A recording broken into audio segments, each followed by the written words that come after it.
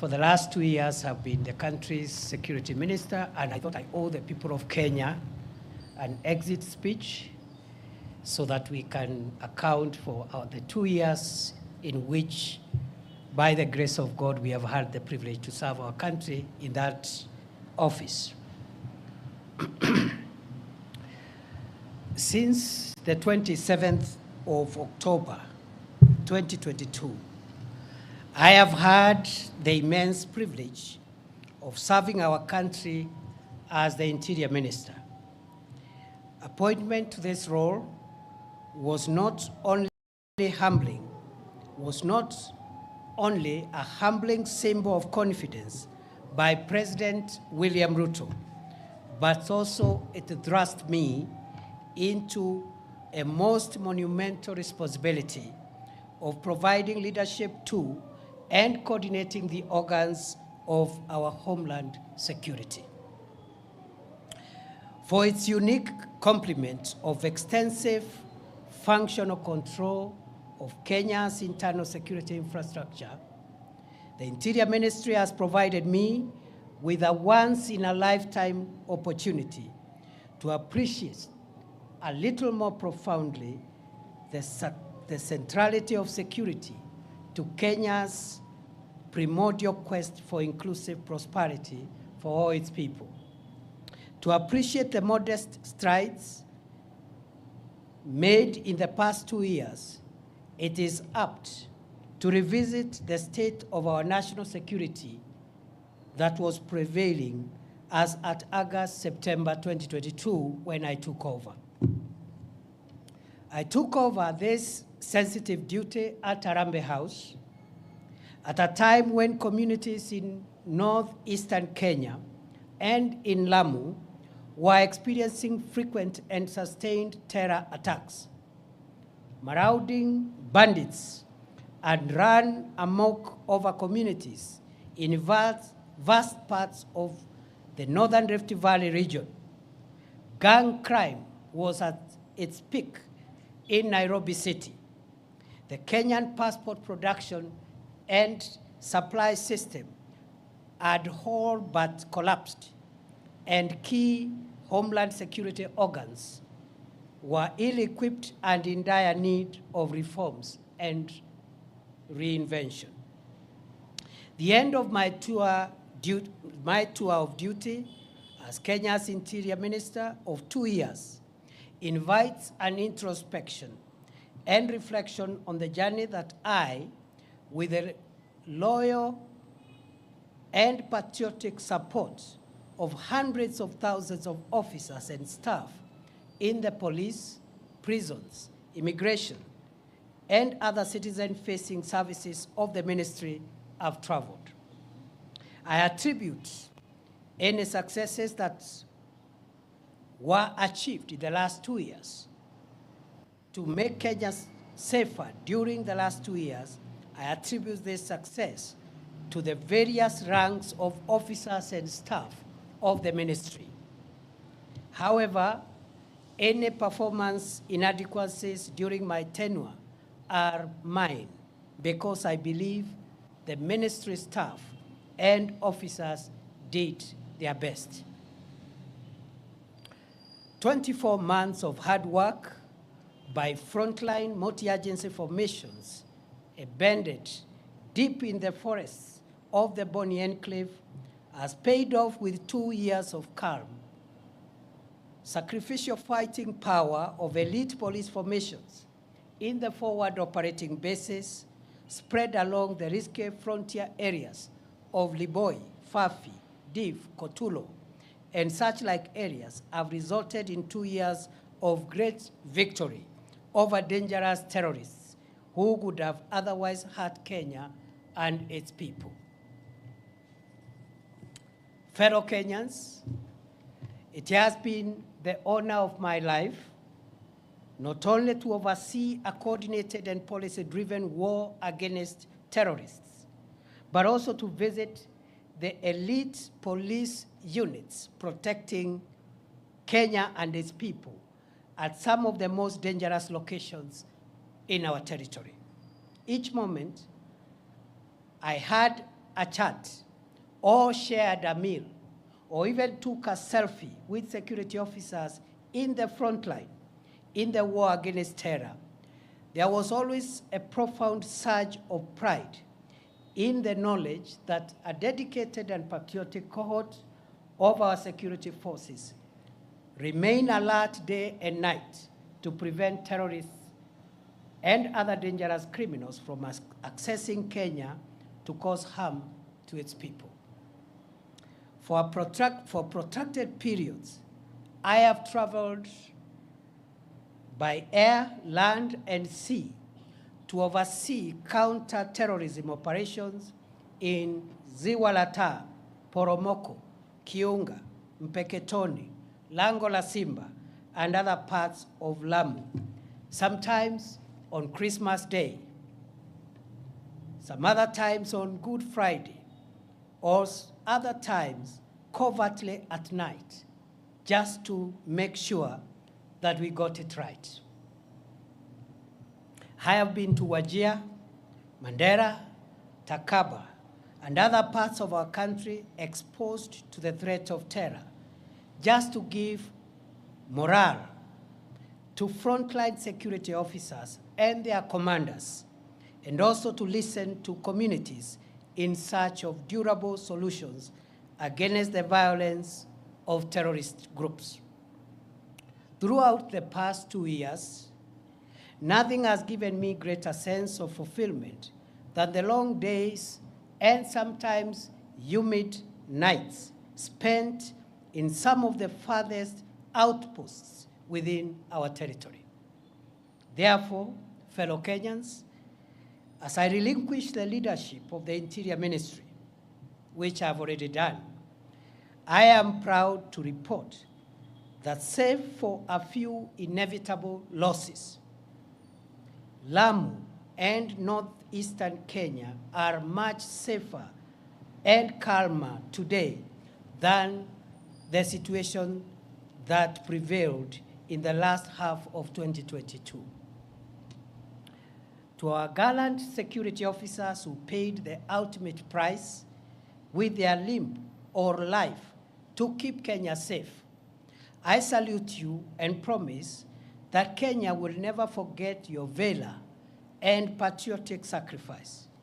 May the souls of the officers who have lost their lives in the protection of our homeland and its people find perpetual rest in eternity.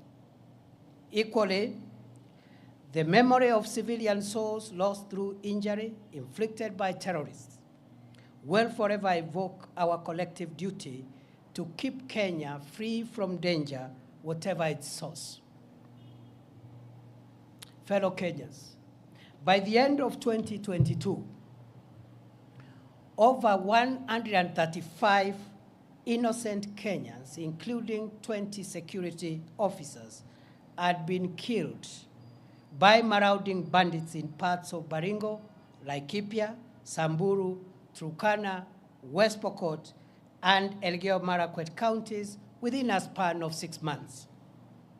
During the same period, dozens of schools were closed, thousands of families were displaced, and public amenities destroyed by bandit gangs, some of whom converted school classrooms into permanent dormitories for bandit families.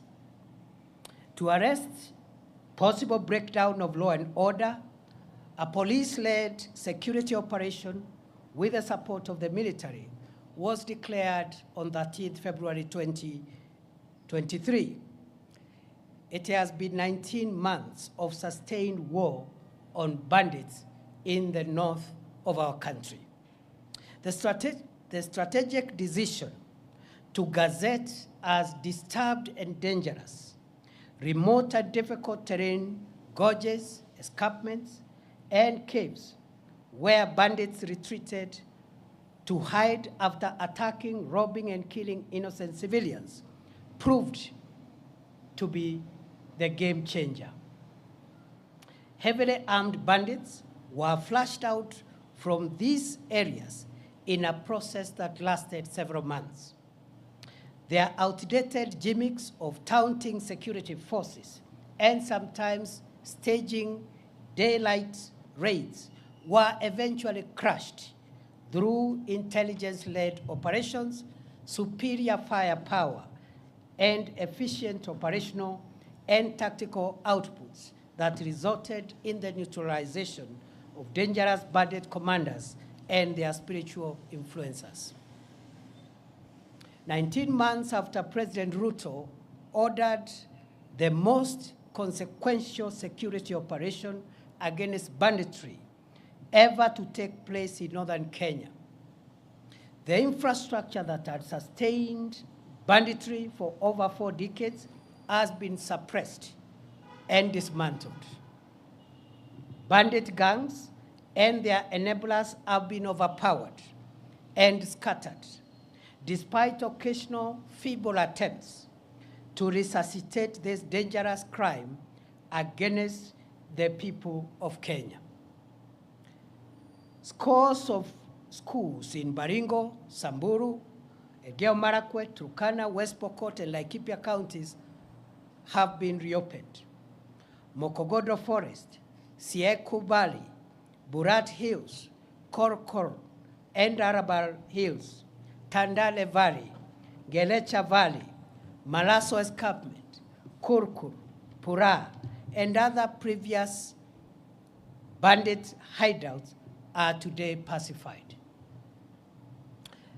As I relinquish the reins at the Interior Ministry, I am grateful to God, to the commanders and officers of various security agencies, and to the communities for their help as we look forward to sustaining the prevailing peace in these previously bandit-infested areas of our country. I will forever cherish the useful input of communities profoundly represented by the Under the Tree conversations I had with elders and residents at the foot of Arabal Hills in Baringo, the Kolowa Bridge at the intersection of Baringo and Elgeyo Marakwet counties, and in Lokori and Nadapal in Turkana County. I desire to live to see these parts of our country completely free from the terror of bandits and opened up for socio-economic development as Kenya marches into the future. The strides that we have made in the fight against terrorism, banditry, and other organized crimes received a shot in the arm from the Police Equipment Modernization Program, which was initiated in early 2023, following the orders of President Ruto to modernize the operational and tactical equipment of our security agencies. The 37 billion shilling 5-year program is underway, with 7.6 billion shillings already spent to acquire armored personnel carriers, mine-resistant, ambush-protected vehicles, personal protection equipment for the police, as well as sophisticated weaponry to provide enough firepower to protect our nation. Fellow Kenyans, by September 2022, our country's infrastructure for the production and supply of Kenyan passports had completely collapsed owing to the breakdown of printing equipment, huge supplier debts, and chronic corruption cartels that took advantage of the situation to extort money from desperate applicants. After many months of reorganizing and financing arrangements, as well as personnel deployment at the Immigration Department, I am proud to report that as I leave the ministry, the government has been able to acquire modern printers and all the pending supplier debts have been paid. The passport production and delivery waiting period has been reduced from more than 12 months in 2022 to 7 days at present. The backlog of 724,000 passports has been cleared, and the challenge now is to expedite the delivery process to clear the 85,000 uncollected passports that are ready.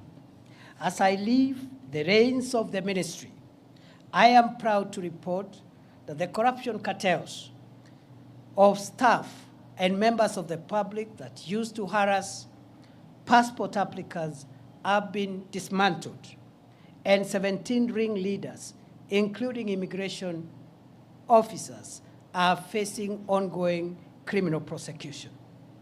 As I exit, I am convinced beyond doubt that the milestone of reducing the waiting period from the current 7 days to 3 days by the close of this year remain feasible. In the days ahead, we must confront and succeed in reforming the institutions of our national security. At the orders of President Ruto and in compliance with the Kenya Kwanza Manifesto, the process of reimagining and refashioning Kenya's security institutions began in earnest on 21st December 2022, when the Presidential Task Force on Reforms of the National Police Service, the Kenya Prison Service, and the National Youth Service was established.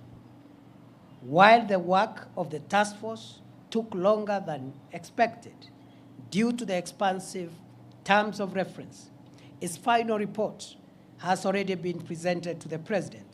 And one of the last actions I took before I left the ministry was to gazette the National Steering Committee under the leadership of the Principal Secretary for Internal Security, with a mandate to ensure full realization and implementation of the groundbreaking proposals for reforming our police, prisons, and youth services to align them with the dictates of our progressive 2010 Constitution and the vision of underwriting the national ideal of securing Kenya from long-term internal and external security threats. Fellow Kenyans, throughout my tenure in office, I have benefited from direct support and encouragement of President Ruto.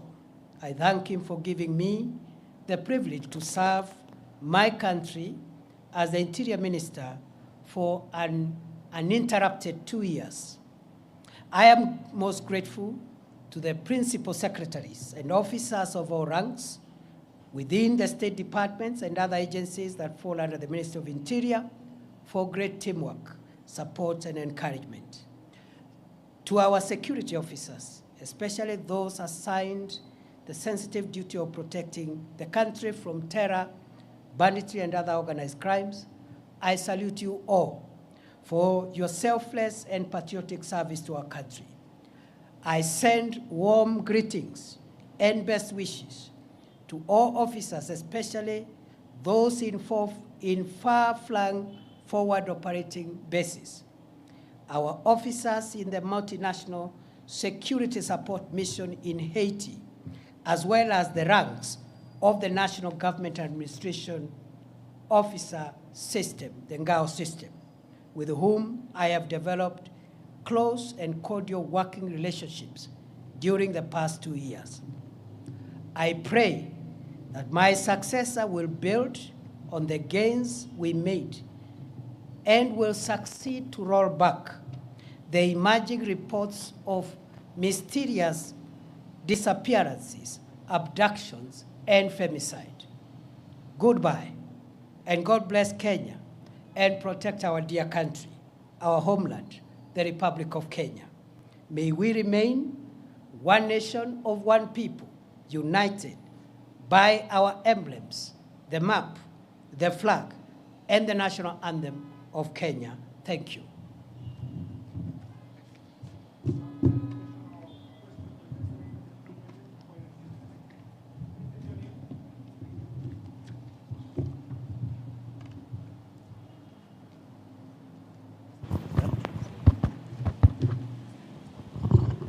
My name is Eric Owenga, labda kwa Kiswahili Bwana Naibu Rais.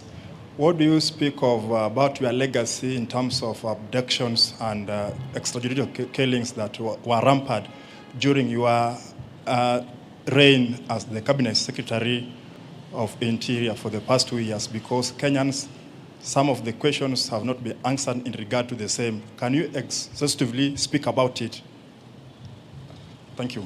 Yes, as you have, thank you very much for that concern. As I have said towards the last part of my statement, I have demonstrated how for 2 years, every day of my life, I have struggled to secure the country from crime and from people who would have caused us harm. And I have told my journey, the places I've been and what has took me there, the work I did in immigration and other places. At the end of my statement, I have said, as I exit that office, I'm exiting at a time when there are reports of cases of mysterious disappearances, abductions, and femicide. And I have handed over the responsibility of cracking down on those emerging reports of crime. And I wish him well, and I know he will succeed. The same way in the past, I've been able to handle those other national security challenges. Remember, these are challenges that we've witnessed in the last few months, and already we had gotten ourselves on a place where we had come up with a strategy of cracking down on this criminal behavior, the same way we succeeded, even with the Nairobi urban crime, which was quite a spiral at the time we took over, and which today is manageable. And therefore, these are developments over the last few weeks, maybe a couple of months. We had laid the ground on how to deal with both cracking down on criminals who are in that space of femicide or abducting people, and also a framework for accountability of any rogue officer or officers who will be involved. And therefore, that should be the task of the next minister going forward. I have no doubt I have done my best every day of my life, and there is no day I have slept without asking myself what I have done to make our country safer. Before, because of time, allow me now to transit and speak on my assumption of office to the office of the Deputy President of the Republic of Kenya. Those of you who are in the swearing in, you realized I just made some of the cuff remarks deliberately because it would not have been appropriate at that time to give lengthy speeches because of the official context of the day. So today is the day when I wanted to at least make a statement on my assumption of office. Fellow Kenyans, on 1st November 2024, as you are aware, I assumed the office of the Deputy President. That day was and shall remain the most momentous and significant day of my life. After serving my country for a quarter of a century as a law lecturer, legal practitioner, senator, majority leader of the Senate, deputy speaker of the Senate, and most recently as the Cabinet Secretary for Interior, I now take over office as the third Deputy President of the Republic of Kenya. It remains astounding how a son of Kenya, born some 52 years ago in Tharaka, a remote part of the then Meru district, and in a humble homestead of a rural clergyman and his housewife's spouse, could eventually get the opportunity to serve this country in the esteemed and high office of Deputy President of the Republic. My assumption to the office of Deputy President has presented me with an opportunity to reflect on our country's past, present, and future. In my reflections, during the past 1 week, I have come to the profound realization that Kenya, our homeland, is a country like no other. Its charm, the industry of its people, our fine weather, our culture, and our breathtaking topography are unmatched. It is gratifying to see millions of patriotic Kenyans work hard every day, waking up early, sleeping late, to make a honest living, eat from the sweat of their brow, and build the country that they call home. While it is true that formidable challenges confront us today, it is also true that we always find a way to surmount obstacles and protect our country and its people from the shocks of the modern world. Where a tiny number among us has tainted our country's image, the same has been repudiated by the exploits of millions of honest and patriotic focused Kenyans who love this nation enough to protect it from the risks on its survival. Indeed, Kenya is a covenant country, blessed with an industrious people and an incredible array of natural resources requisite for the creation of wealth enough for all its people. We remain eternally grateful to the heroes and heroines who have ensured Kenya remains the blessed nation that it is. As we reflect on our challenges, let us capitalize on the jolting of these challenges to write a new, better, and brighter chapter for Kenya. We should heal our divisions, solidify our national unity, and pursue our country's goals as brothers and sisters, joined by the permanent bonds of our common heritage and our common future. I have had occasion in the past few days to ponder on how the orderly transfer of authority as called for in our Constitution takes place seamlessly in our country. I realize that my ascent to the office of Deputy President has taken place on the back of a hotly contested constitutional process. For weeks, the country was glued to parliamentary and judicial events whose completion is a testament, or was a testament, to our country's democratic credentials and the integrity of our constitutional institutions.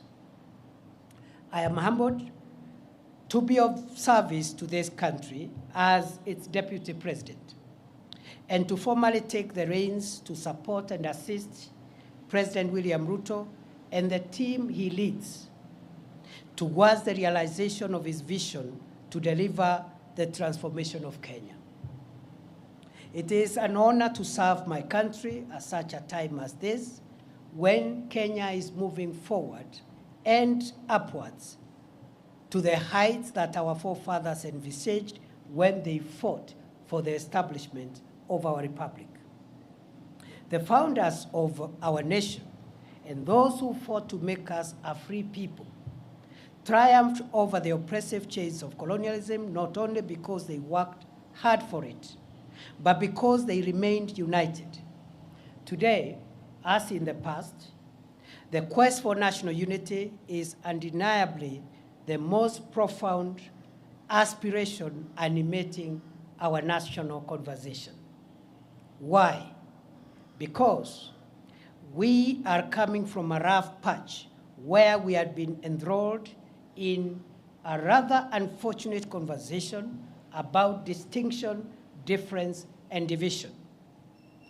At a time when the country desperately requires a rallying call to pull together to steer our nation to greatness during these challenging times. Kotarer Somai, Dedan Kimathi, Mekatilile Wamenza, and later Jomo Kenyatta, Ronan Gala, Oginga Odinga, Masinde Muliro, and many others worked hard to set free the whole of Kenya, not parts of Kenya where they were born or raised. They refused to see themselves as liberators of their places of birth, choosing instead to consider themselves as brothers and sisters connected by the common past of their ancestry and the shared future of the generations that would come after them.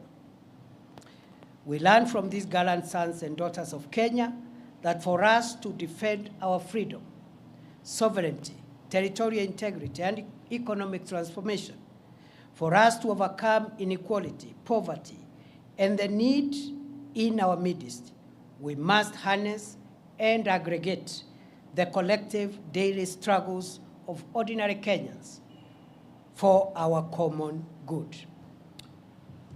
For the aspiration of forging a united Kenya to materialize, we must accept each other, recognize our equality, accept that diversity and difference among us are for building rather than destroying us. A united nation is better equipped to deal with the challenges and overcome the obstacles we face in an increasingly complex, unpredictable, and insecure world. Kenya's viability is guaranteed only if its diverse components and segments converge in pursuit of common ideals, notwithstanding our linguistic, ethnic, religious, or political orientations. As I assume the functions of the esteemed office of the Deputy President of Kenya, I pledge to support and assist President Ruto to canvass, defend, and accelerate national unity, but also to canvass, defend, and accelerate the implementation of the bottom-up economic transformation agenda on which his administration was elected 2 years ago. I will work with my colleagues in the cabinet, as I have done in my previous role during the past 2 years, as we look forward to opening a new chapter in our collective effort to deliver the economic transformation and empowerment of the people of Kenya to realize better standards of living. The government has made significant strides towards the transformation of our food security situation, health, education, as well as stabilizing spikes on prices of essential household commodities since September 2022. The government's resolve to introduce a higher education funding model that is student-centered and to roll out universal health, affordable housing, and other initiatives require constant communication for public buy-in, input, and feedback in the spirit of a people-centered delivery of our country's development agenda. I have no doubt whatsoever that well-crafted public-private partnership projects are essential for the realization of strategic public sector infrastructure development projects and will cushion our country from incurring unsustainable debt for financing our country's development needs. As we pursue Kenya's economic transformation and strengthen the bonds of our national unity, now is the time to ask every citizen to introspect on their contribution towards the actualization of the Kenya we all want to live in. The values of honesty, hard work, patriotism, family, and all other values of our civilization, faithfully transmitted through generations, makes it possible for us to transform this country into a more inclusive, equitable, and cohesive nation in which every citizen is able to live free from fear and want. A Kenya where every citizen has a realistic opportunity to attain good health, wealth, and safety. Our ambitious ideal for a new Kenya will be actualized by sacrifice, hard work, pulling together, eschewing the blame game, and loving Kenya more than our subnational affiliations. It is possible to converge our diverse subnational interest into broad collective national interest as the surest way of realizing Kenya's viability as a solid, respected, competitive, devolved, modern, democratic, plural society able to assert itself in the world for centuries to come. Only a country of opportunity that Kenya is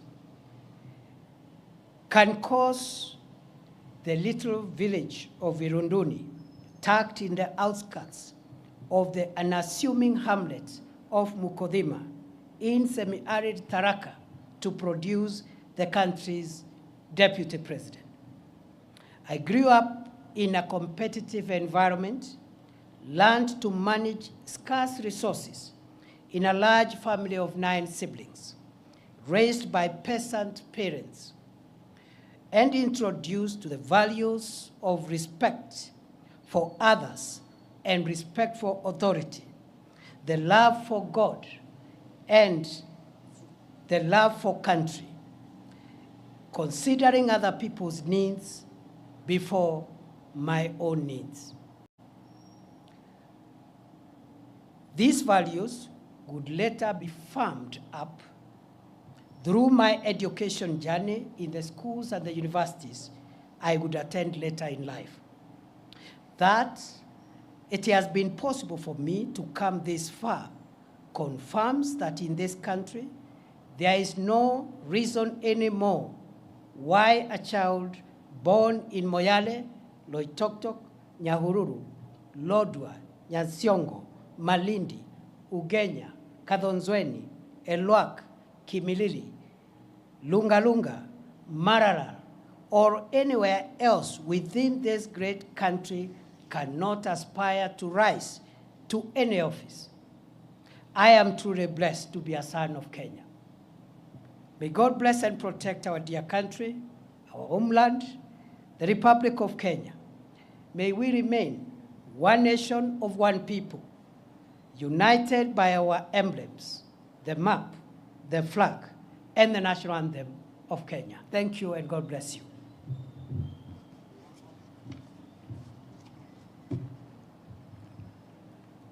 I'll take maximum 2, please.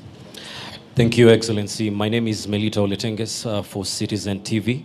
My question is, you are stepping into this new role at a time when counties have not had a disbursement of funds for about 4 months, and it is causing a cash crunch there. And now that you're going to also be the chair of IBEC, how do you tend to accelerate this and ensure that services in the counties roll as they should be? Kyo. My name is Sydney Chazima. My question goes to what you've mentioned about national interests.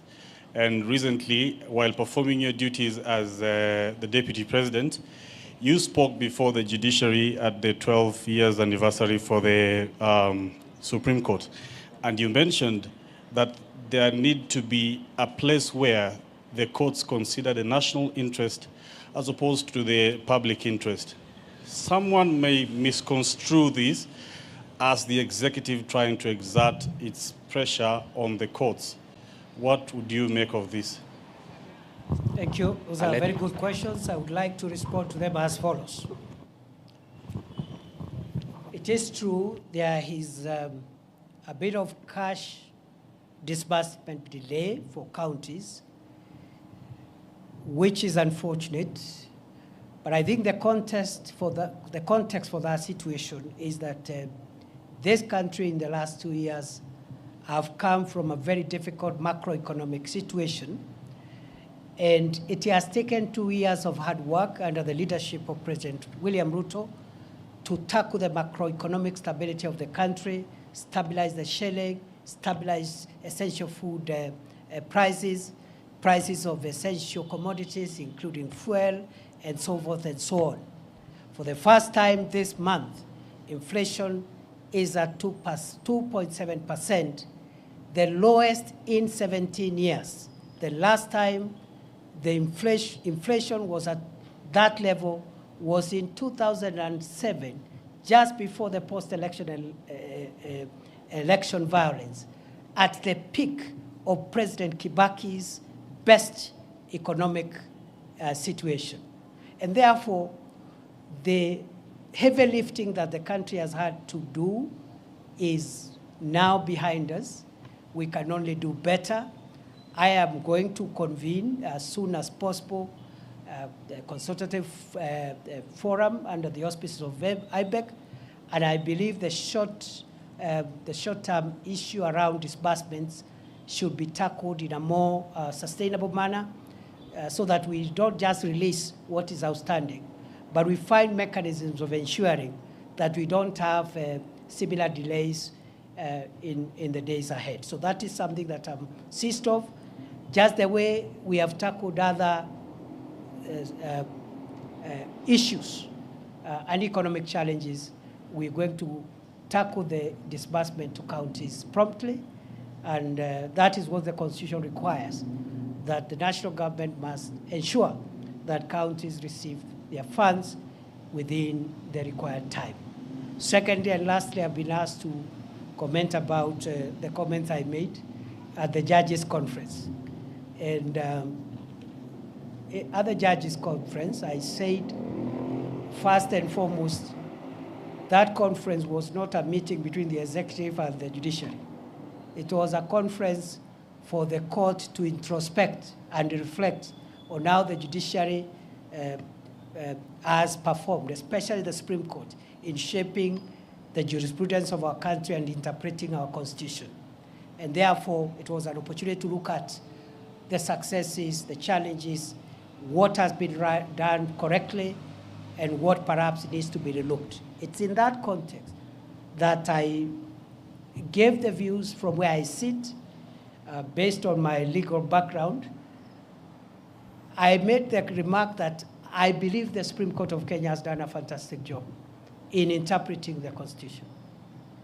For 12 years, what the Supreme Court of the Republic of Kenya has done is equivalent to what some Supreme Courts have done in 50 years. So we are very proud that our institutions are not only efficient, but they are on a trajectory of fast maturity. At that point, because it was a moment for introspection, I said, the jurisprudence that the court has given us about public interest is very refreshing and welcome. And then I remarked, going forward, as the Supreme Court consolidates its own jurisprudence and enhances it, perfects it, it is worth reflecting, even beyond public interest, whether our Constitution allows our Constitution allows the court to distill existential values of the state. And I told the meeting that those existential values are found in two places. One in chapter 1, which is the foundational chapter that establishes our country, defines what Kenya is, the map, the territory, the coordinates, and the fundamental principles, including devolution. And then, chapter 14 on national security. Article 238 in particular contains some elements of what one would call existential and primordial elements of the existence of Kenya. That Article 238 says that there are certain core interests of Kenya that must be protected. And that's why the organs of national security are established, to make sure that Kenya does not disappear. It survives. territorial sovereignty of Kenya. That's why our KDF will do whatever it takes to make sure that other nations, enemies of Kenya, don't overrun us. The territorial integrity of Kenya, that no foreign country can violate our airspace, our land, or our sea space. And then it goes on to discuss a few other extension, very, very critical foundational interests of the nation. And so what I was asking, I said maybe the courts needs to think whether we can have a hierarchy of national interests. The general public interest on everything else, and very basic and existential interest on which the survival of the nation rests. Because, for example, when we have had, for example, challenges in allowing the people of Kenya to exercise their rights, which are protected in the Constitution, we have seen, for example, that right, for example, need also to be balanced in the need to protect the country and constitutional institutions. Because we saw an attempt to violate the Chief Justice's chambers by people who are expressing their rights, which is correct. But you see, if you destroy the emblems that makes the state to exist, burn down parliament, you know, those are extreme measures. And all what I say, just to be brief, I was not prescribing. I was just asking the judges to provide leadership, as is their mandate in the Constitution, to tell us whether there is a hierarchy of interests. Because the other commercial issues, the public interest is easily discernible. But sometimes there could be a conflict between what is popular or what the public is saying and the existence of the state. And I provided evidence at Chapter 1 of the Constitution, which is the foundational principles, and Article 238 that tells our organs of national security to protect the borders of Kenya, to protect the existence of Kenya and its institutions. That balance the court should help us to interpret. I know I've spoken a lot of English, but that's what it is. I wish you well. It is good to see you. We are going to have regular interactions. On a light note, you know, the other job was a bit constraining because of the operational support that required me to be where action was taking place in terms of defending the country's vital interest of homeland security. But with a new role, I'll be much more available. We are open to the input of the people of Kenya. We are open to even positive criticism from the media, from civil society, so that we can all converge our various views and opinions on how we can build a stable, solid democracy called Kenya. Asanteni sana, Mungu awabariki.